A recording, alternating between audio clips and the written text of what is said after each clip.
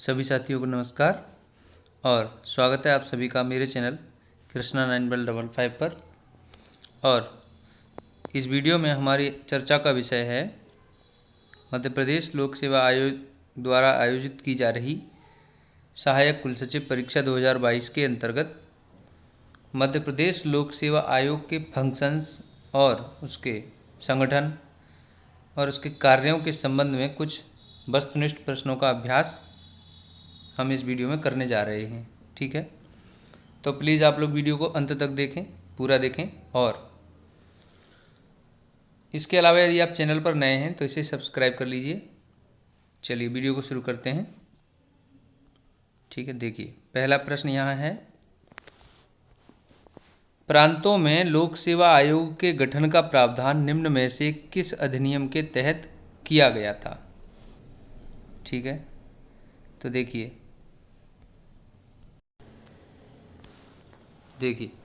पहला ऑप्शन है भारत शासन अधिनियम 1909, भारत शासन अधिनियम 1919, भारत शासन अधिनियम 1921 और भारत शासन अधिनियम 1935। ठीक है, ये आपके ऑप्शंस दिए गए हैं। तो हम पहले ऑप्शंस के हिसाब से चलेंगे। तो देखो पहला जो ऑप्शन है कि भारत शासन अधिनियम 1909 तो 1909 के हिसाब से मामला यह है कि 1905 में जब ब्रिटेन में उदार दल ने सत्ता संभाली थी तो लॉर्ड मार्ले नए भारत सचिव या भारत मंत्री बनाए गए थे। ठीक है, तो लॉर्ड मिंटो को भारत का गवर्नर जनरल बनाया गया था उस समय। तो भारत की कानून व्यवस्था की बिगड़ी हुई तत्कालीन व्यवस्था में सुधार करने के लिए इन्होंने एक योजना बनाई। ठीक है, तो इन दोनों को इस बात के लिए कहा जाता है। ठीक है, 1909 में इन्होंने भारत शासन अधिनियम पारित किया और उसे मार्ले मिंटो सुधार अधिनियम भी कहा जाता है। ठीक है, इसे मार्ले मिंटो भी कहा जाता है, मार्ले मिंटो। ठीक है, अच्छा इसके बाद 1919 की अगर हम बात करें तो 1919 का जो अधिनियम है वो ब्रिटिश संसद में पास एक अधिनियम था जिसे हम मॉन्टेग्यू चेम्सफोर्ड सुधार के नाम से भी जानते हैं। ठीक है, अच्छा इसमें क्या था कि जो 1919 का जो आपका अधिनियम है उसमें तो इस अधिनियम के द्वारा भारत में प्रांतीय स्वशासन तथा आंशिक रूप से उत्तरदायी शासन की व्यवस्था की गई थी। ठीक है, ये मामला था। शॉर्ट में हम ये बात कह रहे हैं, मतलब संक्षेप में, बाकी प्रावधान तो काफ़ी लंबे चौड़े रहे होंगे। ठीक है, और इसके बाद अगर हम देखें और इसके अलावा भारत शासन अधिनियम 1921 ऐसा कोई अधिनियम भारत शासन अधिनियम नहीं था। और अब आगे आता है भारत शासन अधिनियम 1935। ठीक है, तो यही इसका आंसर हो जाएगा, भारत शासन अधिनियम 1935। ठीक है, लोक सेवा आयोग के गठन का प्रावधान भारत शासन अधिनियम 1935 के तहत किया गया था। ठीक है, चलिए अगला प्रश्न देखते हैं। प्रश्न नंबर 2 प्रश्न है कि मध्य प्रदेश लोक सेवा आयोग का नाम पूर्व में क्या था। ठीक है, पहले इसे किस नाम से जानते थे। तो देखिए केंद्रीय भारत आयोग, मध्य भारत आयोग, संयुक्त सेवा आयोग या फिर इनमें से कोई नहीं। ठीक है, तो देखिए मध्य प्रदेश लोक सेवा आयोग को पहले मध्य भारत आयोग के नाम से जाना जाता था। ठीक है, ये इसका सही उत्तर हो जाएगा बी। चलिए अगला प्रश्न देखते हैं, प्रश्न संख्या 3। देखिए प्रश्न 3 कह रहे हैं कि मध्य प्रदेश लोक सेवा आयोग के गठन के संबंध में क्या सत्य है। ठीक है, इसका गठन जब हुआ तो उसके हिसाब से बात कर रहे हैं। देखिए पहला स्टेटमेंट है कि इसका गठन 1 नवंबर 1956 को हुआ था। चलिए इसके बाद कह रहे हैं संविधान के अनुच्छेद 315 के तहत मध्य प्रदेश लोक सेवा आयोग का गठन हुआ था। राज्य पुनर्गठन अधिनियम 1956 की धारा 118(3) के तहत राष्ट्रपति के आदेश से केंद्रीय कार्मिक मंत्रालय की अनुशंसा पर MPPSC का गठन हुआ था। इसका वर्णन संविधान के भाग 14 के अनुच्छेद 315 से अनुच्छेद 323 तक है। ठीक है, ये स्टेटमेंट दिए गए हैं यहाँ पर। ठीक है, चलिए तो अब यहाँ देखिए तो इसका गठन ये ठीक है 1956 को 1 नवंबर को हुआ था। ठीक है, संविधान के अनुच्छेद 315 के तहत MPPSC का गठन हुआ है, सही है। राज्य पुनर्गठन 1956 की धारा 118(3) के तहत राष्ट्रपति के आदेश से केंद्रीय कार्मिक मंत्रालय, ये मामला थोड़ा सा गड़बड़ है यहाँ। तो केंद्रीय कार्मिक मंत्रालय नहीं है बल्कि गृह मंत्रालय की अनुशंसा पर ये हुआ था। तो यहाँ ये स्टेटमेंट थोड़ा सा यहाँ गलत हो गया, ठीक है। इसका वर्णन संविधान के भाग 14 के अनुच्छेद 315 से अनुच्छेद 323 तक है, तो ये सही है, ठीक है। चलिए आगे बढ़ते हैं। तो इसका आंसर हो जाएगा सी, इस प्रश्न का आंसर सी हो जाएगा। चलिए नेक्स्ट देखते हैं। अगला क्वेश्चन है नेक्स्ट है क्वेश्चन नंबर 4, मध्य प्रदेश लोक सेवा आयोग का मुख्यालय कहाँ है? ठीक है, हेड ऑफिस पूछ रहे हैं। तो मध्य प्रदेश लोक सेवा आयोग का हेड ऑफिस इंदौर में है, ठीक है, ये हमको पता होना चाहिए, ठीक है। चलिए अगला क्वेश्चन देखते हैं, क्वेश्चन नंबर 5। हाँ, ये कह रहे हैं कि मध्य प्रदेश लोक सेवा आयोग में पहली महिला अध्यक्ष की नियुक्ति कब हुई? ठीक है, देखिए पहला ऑप्शन है 1958, 1959, 1964 या फिर उपरोक्त में से कोई नहीं। देखिए मध्य प्रदेश लोक सेवा आयोग में अध्यक्षों की नियुक्ति के मामले में यह है कि अब तक मध्य प्रदेश लोक सेवा आयोग के अध्यक्ष पद पर कोई महिला नियुक्त नहीं की गई है, ठीक है। इसका आंसर जो हो जाएगा वो डी हो जाएगा, उपरोक्त में से कोई नहीं, ठीक है। किसी भी महिला की नियुक्ति नहीं हुई है, ठीक है। लेडी चेयरमैन की नियुक्ति नहीं हुई है, ठीक है। चलिए बाकी अगर हम इस समय की बात करें तो इस समय राजेश लाल मेहरा, ठीक है, राजेश लाल मेहरा ये इस समय इस आयोग के अध्यक्ष हैं, ठीक है। चलिए और गवर्नर की बात करें तो पहली महिला गवर्नर जो थी वो सरला ग्रेवाल थी, ठीक है, सरला ग्रेवाल, ठीक है, ये याद रखने की बात है। चलिए नेक्स्ट देखते हैं, अगला क्वेश्चन है क्वेश्चन नंबर है 6, ठीक है। यहाँ कह रहे हैं कि MPPSC यानी कि मध्य प्रदेश लोक सेवा आयोग की संरचना के संदर्भ में क्या सत्य नहीं है, ठीक है, क्या सत्य नहीं है यानी कि असत्य क्या है। देखिए पहला स्टेटमेंट है कि संविधान में राज्य लोक सेवा आयोग के सदस्यों की संख्या का उल्लेख नहीं है, ठीक है। दूसरा पूछ रहे हैं यह राज्यपाल के विवेक पर निर्भर है। तीसरा पूछ रहे हैं वर्तमान में मध्य प्रदेश लोक सेवा आयोग में 1 अध्यक्ष और 4 अन्य सदस्य हैं, ठीक है। अगला है इनमें से कोई नहीं। तो देखिए अब यहाँ पर कह रहे हैं कि क्या सत्य नहीं है, ठीक है। तो ये बात देखिए संविधान में राज्य लोक सेवा आयोग के सदस्यों की संख्या का उल्लेख नहीं है, सही लिखा हुआ है, कोई उल्लेख नहीं है। यह राज्यपाल के विवेक पर निर्भर है, कितने सदस्य होंगे ये राज्यपाल तय करेगा।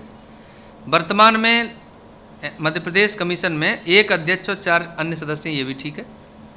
तो इसका मतलब उत्तर हो जाएगा 4, ठीक है, ये इसका आंसर हो जाएगा। आंसर इज इनमें से कोई नहीं, ठीक है। चलिए ठीक है, नेक्स्ट देखते हैं। अगला प्रश्न यहाँ है मध्य प्रदेश लोक सेवा आयोग के संदर्भ में निम्न में से क्या सत्य है, ठीक है, क्या सत्य पूछा है, बाकी 3 गलत होंगे। तो पहला है कि सदस्यों की योग्यताएं संविधान के आर्टिकल 316 में लिखी हुई हैं। दूसरा है कि सदस्यों की सेवा शर्तें मध्य प्रदेश शासन तय करता है। तीसरा है अध्यक्ष और सदस्यों की शपथ, ठीक है, संविधान के अनुच्छेद 317 में लिखी हुई हैं। और अध्यक्ष और सदस्यों की नियुक्ति राज्यपाल करता है, ऐसा दिया गया है, ठीक है, ये स्टेटमेंट दिए गए हैं। तो हम अब इनमें से क्या करेंगे, सत्य कथन छांट लेंगे, ठीक है, यानी कि 3 गलत हैं इसमें। तो देखिए सदस्यों की योग्यताओं की बात अगर हम करें, ठीक है, तो देखिए तो हम सदस्यों की योग्यताओं की बात कर रहे हैं। तो सदस्यों की मध्य प्रदेश लोक सेवा आयोग के लिए यानी कि किसी भी लोक सेवा आयोग, किसी भी राज्य के लोक सेवा आयोग के सदस्यों की योग्यताओं का उल्लेख संविधान में नहीं है, ये गलत हो जाती है बात, ठीक है। सदस्यों की सेवा शर्तें मध्य प्रदेश शासन तय नहीं करता है बल्कि राज्यपाल तय करते हैं। ठीक है। अध्यक्ष और सदस्यों की शपथ, ये कोई शपथ वपथ नहीं लेते हैं। ठीक है, तो ये गलत हो जाएगा। लेकिन अध्यक्ष और सदस्यों की नियुक्ति राज्यपाल करते हैं, ये बात सही है। ठीक है, तो इसका आंसर डी हो जाएगा। चलिए नेक्स्ट देखते हैं। अगला क्वेश्चन है क्वेश्चन नंबर 8। हाँ, तो ये है मध्य प्रदेश लोक सेवा आयोग के संदर्भ में निम्न में से क्या सत्य है। ठीक है, क्या सत्य पूछा है, 3 गलत होंगे। अध्यक्ष का कार्यकाल 4 वर्ष और 65 वर्ष जो भी पहले हो। अच्छा। सदस्यों का कार्यकाल 2 वर्ष या 62 वर्ष जो भी पहले हो। अध्यक्ष और सदस्यों का त्यागपत्र राष्ट्रपति के नाम। अध्यक्ष एवं सदस्यों का वेतन राज्य की संचित निधि से मिलता है। ठीक है, तो ये स्टेटमेंट दिए गए हैं आपको। ठीक है, अब देखिए, अध्यक्ष का कार्यकाल जो है वो 6 वर्ष और 62 वर्ष होता है, तो पहला गलत हो गया। सदस्यों का कार्यकाल ये 2 नहीं बल्कि ये भी 6 वर्ष और 62 वर्ष होता है। ठीक है, बस 62।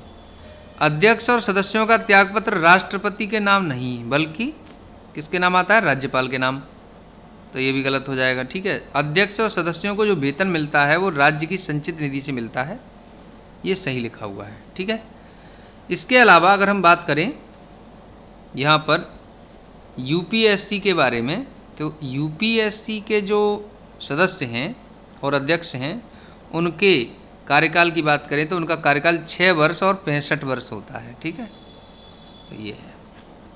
चलिए आगे देखते हैं। अगला प्रश्न है यहाँ, निम्नलिखित में से किसके द्वारा, ठीक है, राज्य लोक सेवा आयोग के अध्यक्ष एवं सदस्यों को उसी प्रक्रिया अनुसार हटाया जा सकता है जिस प्रकार यूपीएससी के अध्यक्ष एवं सदस्यों को राष्ट्रपति द्वारा हटाया जाता है। यानी कौन हटा सकता है, तो इसकी बात कर रहे हैं। ठीक है, यूपीएससी के चेयरमैन और उसके सदस्यों को हटाते हैं राष्ट्रपति। तो यहाँ स्टेट पब्लिक सर्विस कमीशन के अध्यक्ष और उसके सदस्य को कौन हटा सकता है, राज्यपाल, विधानसभा, राष्ट्रपति या फिर मुख्यमंत्री। ठीक है, तो देखिए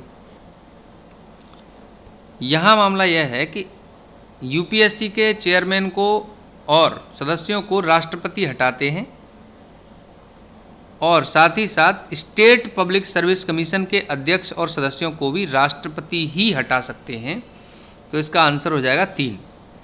ठीक है, यहाँ राज्यपाल ऑप्शन में देखकर ऐसा लगेगा कि राज्यपाल हटाएगा, जैसे यूपीएससी के हिसाब से बात कर रहे हैं तो, लेकिन राज्यपाल ऐसा नहीं करते हैं। राज्यपाल को केवल नियुक्ति का अधिकार है। ठीक है, और लेकिन किसका अधिकार नहीं है, हटाने का अधिकार नहीं है। ठीक है, और ये विधानसभा में ऐसा नहीं है बल्कि और मुख्यमंत्री भी ऐसा नहीं कर सकते, तो राष्ट्रपति इसका उत्तर हो जाएगा। ठीक है, चलिए अगला क्वेश्चन देखते हैं, क्वेश्चन नंबर 10। राज्य लोक सेवा आयोग के अध्यक्ष एवं सदस्यों की पुनः नियुक्ति के संबंध में निम्न कथनों में से असत्य कथन बताइए। ठीक है, पहला है, राज्य लोक सेवा आयोग के अध्यक्ष एवं सदस्य को उसी पद पर उन्हें नियुक्त किया जा सकता है, उन्हें पुनः नियुक्त किया जा सकता है, ऐसा लिखा है। ठीक है, उन्हें पुनः नियुक्त किया जा सकता है, ऐसा पूछ रहे हैं। अगला है, राज्य लोक सेवा आयोग के अध्यक्ष या सदस्य कार्यकाल के बाद भारत सरकार या किसी राज्य सरकार के अधीन किसी और नौकरी का पात्र नहीं होता है। ठीक है, अगला है, राज्य लोक सेवा आयोग का अध्यक्ष कार्यकाल के बाद किसी दूसरे स्टेट में कमीशन का अध्यक्ष बन सकता है या फिर joint state public service commission का अध्यक्ष। ठीक है, या फिर यूपीएससी का सदस्य या यूपीएससी का अध्यक्ष बन सकता है। राज्य लोक सेवा आयोग के अध्यक्ष या सदस्य राज्यपाल या अन्य कोई संवैधानिक पद पर उनकी नियुक्ति संभव है। ठीक है, तो यहाँ मामला देखेंगे आप। देखिए, कह रहे हैं कि राज्य लोक सेवा आयोग के अध्यक्ष एवं सदस्य को उसी पद पर उन्हें पुनः नियुक्त नहीं किया जा सकता है, ये बात यहाँ पर असत्य है, तो इसका आंसर ए हो जाएगा, मतलब पहला हो जाएगा। बाकी तीनों बातें नीचे जो लिखी हुई हैं ये एसपीएस मतलब स्टेट पब्लिक सर्विस कमीशन के बारे में सही लिखी हुई हैं, जो गलत है वो पहला है। ठीक है, हम किसी भी स्टेट पब्लिक सर्विस कमीशन के अध्यक्ष और सदस्य को उस पद पर उन्हें पुनः नियुक्त नहीं कर सकते, ठीक है, मतलब राज्यपाल उन्हें नियुक्त नहीं कर सकते। ठीक है, चलिए अगला देखते हैं क्वेश्चन नंबर 11। 11वां प्रश्न यह है कि राज्य लोक सेवा आयोग के कार्यों के संबंध में असत्य, ठीक है, असत्य कथन बताना है।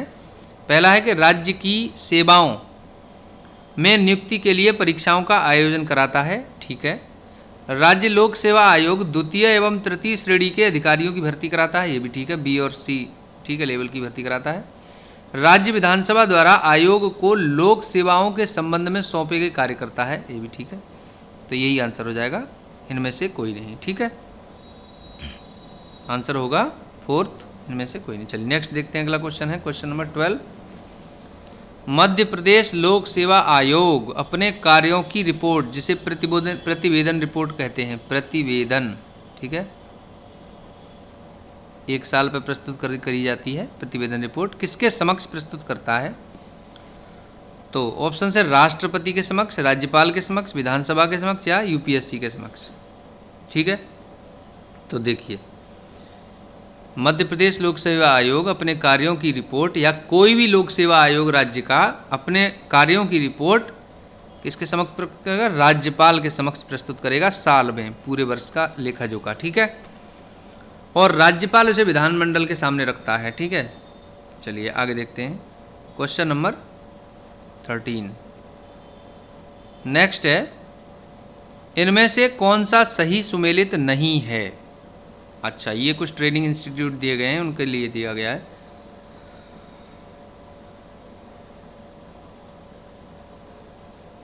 पहला है लाल बहादुर शास्त्री राष्ट्रीय प्रशासनिक एकेडमी, ठीक है।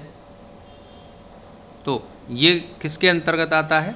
ये कहाँ है? पहली बात तो ये मसूरी में है, ठीक है, मसूरी उत्तराखंड में, ठीक है, और कार्मिक मंत्रालय के अंतर्गत ही आता है, तो ये सही है, ठीक है।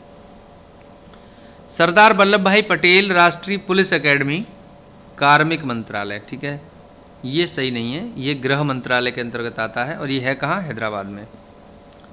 तीसरा है इंदिरा गांधी राष्ट्रीय वन अकेडमी, ठीक है, पर्यावरण एवं वन मंत्रालय, ये सही है। उसके बाद विदेश सेवा संस्थान विदेश मंत्रालय के अंतर्गत आता है, ये भी सही है, ठीक है। इसके अलावा इंदिरा गांधी राष्ट्रीय वन अकेडमी ये कहाँ है? देहरादून में है, ठीक है, और भारतीय विदेश सेवा संस्थान कहाँ है? दिल्ली में है, ठीक है। तो इनके बारे में हमें ये पता होना चाहिए कि ये कहाँ कहाँ है, ठीक। चलिए नेक्स्ट देखते हैं, इसका आंसर, इस सवाल का आंसर हो जाएगा 2, राष्ट्रीय सरदार वल्लभ भाई पटेल राष्ट्रीय पुलिस अकेडमी, ये गृह मंत्रालय के अंतर्गत आता है, इसलिए ये सही सुमेलित नहीं है। चलिए अगला क्वेश्चन देखते हैं, क्वेश्चन नंबर अगला है, यहाँ कह रहे हैं कि निम्नलिखित में से कौन मध्य प्रदेश लोक सेवा आयोग के अध्यक्ष नहीं रहे हैं, ठीक है। तो यहाँ देखिए, पहले हैं डीवी रेगे, ये तो पहले अध्यक्ष थे, एमपीपीएससी के पहले अध्यक्ष यही थे। केसी तिवारी ये भी हैं, जेएन कौल ये भी हैं, अर्जुन कुमार पांडे ये नहीं रहे हैं, ठीक है। तो एमपीपीएससी के अध्यक्ष अर्जुन कुमार पांडे नहीं रहे हैं, बल्कि अशोक कुमार पांडे इनका नाम, मतलब एमपीपीएससी के अध्यक्ष के रूप में था। अर्जुन कुमार पांडे कोई अध्यक्ष नहीं रहे हैं, ठीक है। तो इसका उत्तर हो जाएगा 4। नेक्स्ट है,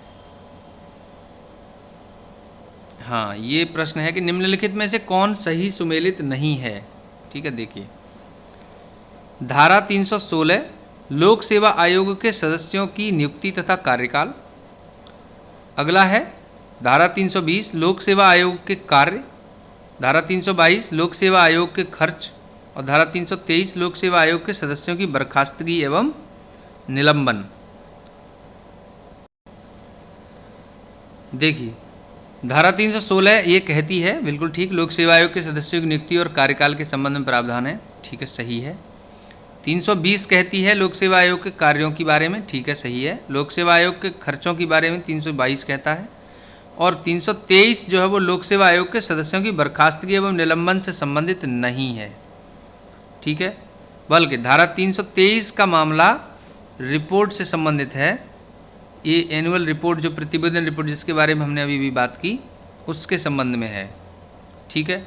तो हम बात करेंगे लोक सेवा आयोग के सदस्यों की बर्खास्तगी एवं निलंबन किस धारा में है।